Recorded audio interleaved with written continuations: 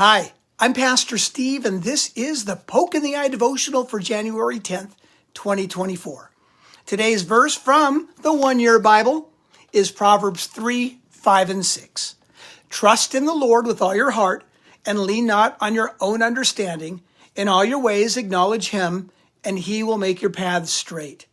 Now, the only way anyone gets to the point in their Christian walk where they can trust in the Lord with all their heart is to be deliberate and disciplined in their devotions to Jesus.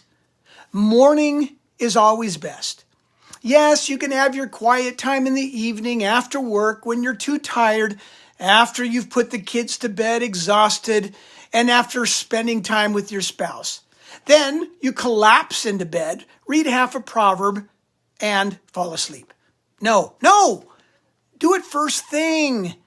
Jesus had his quiet time in the morning, as did these folks. Abraham. Early the next morning, Abraham got up and returned to the place where he had stood before the Lord. Genesis 19. Job, in the very first chapter of his book, early in the morning, he would sacrifice a burnt offering for each of his children. Jacob. Early the next morning, Jacob took the stone he had placed under his head and set it up as a pillar and poured oil on top of it. Genesis 28. How about Moses?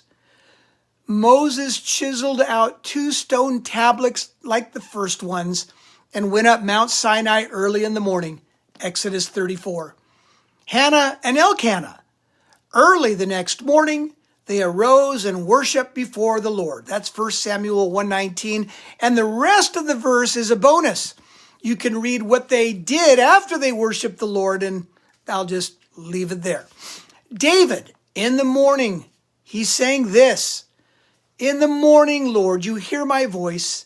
In the morning, I lay my requests before you and wait expectantly.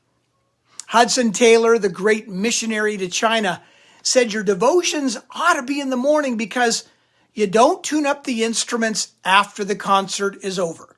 That's stupid. It's logical to tune them up before you start. This was your Poke in the Eye devotional. You can read them at stonethepreacher.com. I'm Pastor Steve. I hope you see a little more clearly today.